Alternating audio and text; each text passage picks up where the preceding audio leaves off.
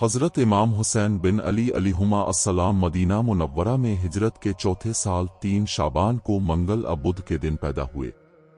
بعض مورخین کے مطابق اب کی ولادت ہجرت کے تیسرے سال ربیع الاول اور بعض کے مطابق ہجرت کے تیسرے یا چوتھے سال جمادی الاول کی پنجم کو ہوئی ہے۔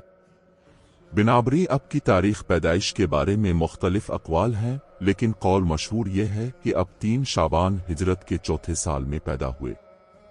ولادت کے بعد آپ کو اب کے جد بزرگوار رسول اکرم صلی اللہ علیہ وآلہ وسلم کے پاس لایا گیا۔ آپ کو دیکھ کر رسول اکرم صلی اللہ علیہ وسلم مسرور و شادمان ہو آپ کے دائیں کان میں اذان کہی اور بائیں کان میں اقامت، اور ولادت کے 7ویں دن ایک گوسفند کی قربانی کر کے آپ کا عقیقہ کیا، اور آپ کی والدہ جناب صدیقہ طاہرہ سلام اللہ علیہ سے فرمایا کہ بچے کا سر مونڈ کر بالوں کے وزن کے برابر چاندی صدقہ دو۔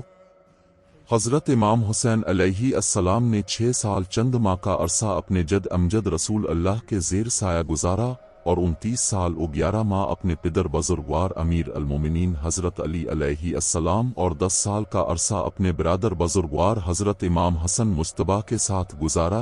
امام حسن علیہ السلام کی شہادت کے بعد آپ کی امامت کی مدت 10 برسوں پر مشتمل ہے۔ رسول اللہ صلی اللہ علیہ وآلہ وسلم نے آپ کا نام رکھا۔ روایات میں آیا ہے کہ سبتین علیہ السلام کے اسماء مبارکہ کا انتخاب خود رسول اللہ صلی اللہ علیہ وآلہ وسلم نے فرمایا ہے، اور یہ نام خدا کے حکم سے رکھے گئے ہیں۔ حضرت علی علیہ السلام سے روایت ہے کہ آپ نے فرمایا، جب حسن کی ولادت ہوئی تو میں نے اس کا نام اپنے محترم حمزہ کے نام پر رکھا، اور جب حسین پیدا ہوئے تو اس کا نام اپنے دوسرے چچا جعفر کے نام پر رکھا۔ ایک دن رسول اکرم نے مجھے طلب فرمایا اور کہا، مجھے خداوند نے حکم دیا ہے کہ ان دونوں بچوں کے نام بدل دوں، اور آج سے ان کے نام حسن و حسین ہوں گے۔ ایک اور روایت میں ہے کہ رسول اکرم صلی اللہ علیہ وسلم نے فرمایا، میں نے اپنے بچوں حسن و حسین کے نام فرزندان ہارون کے ناموں پر رکھے ہیں، اور وہ اپنے بچوں کو شبر و شبیر کہتے تھے، اور میں نے اپنے بچوں کے نام اسی معنی میں عربی میں حسن و حسین رکھے ہیں۔ ولادت کے بعد خبر شہادت۔ اسماء بنت امیس کہتی ہیں کہ جب حضرت امام حسین علیہ السلام کی ولادت ہوئی تو رسول اللہ تشریف لائے اور فرمایا، اسماء میرے بیٹے کو میرے پاس لاؤ۔ میں نے بچے کو سفید کپڑے میں لپیٹ کر رسول اللہ صلی اللہ علیہ وسلم کی گود میں دیا، اپنے بچے کے دائیں کان میں اذان اور بائیں کان میں اقامت کہی، اور ایسے عالم میں جب آپ امام حسین علیہ السلام کو گود میں لیے ہوئے تھے، گریہ بھی فرما رہے تھے، میں نے عرض کیا، میرے ماں باپ پر قربان، آپ کے گریے کا کیا سبب ہے؟ آپ نے فرمایا، میں اس بچے کے لیے گریہ کر رہا ہوں۔ میں نے کہا، یہ بچہ تو ابھی پیدا ہوا ہے، پس گریہ کیسا؟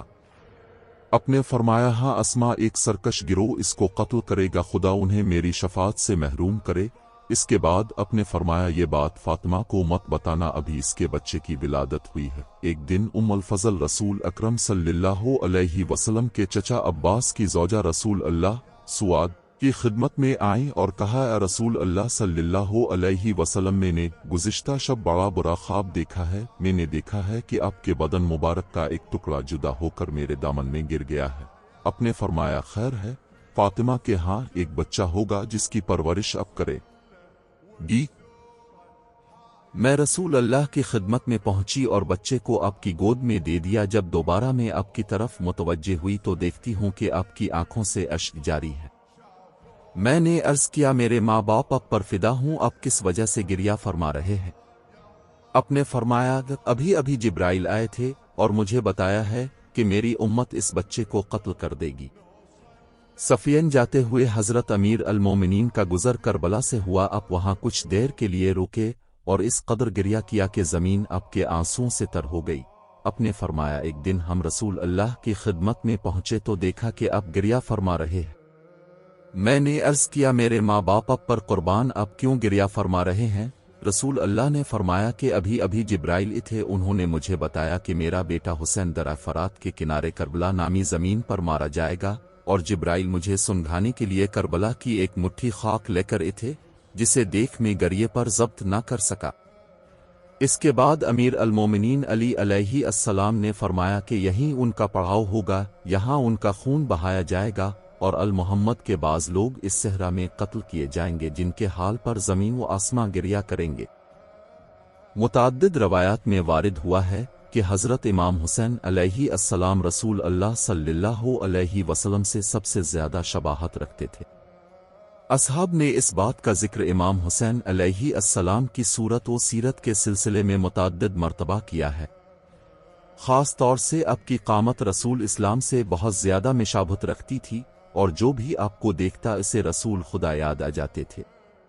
عاصم بن کلیب نے اپنے باپ سے نقل کیا ہے کہ ایک دن میں نے رسول اللہ صلی اللہ علیہ وسلم کو خواب میں دیکھا اور اس خواب کی تعبیر ابن عباس سے دریافت کی کہ آیا یہ خواب صحیح ہے نہیں۔ ابن عباس نے کہا جب تو نے رسول اللہ کو دیکھا تو کیا تمہیں امام حسین کا خیال نہیں آیا؟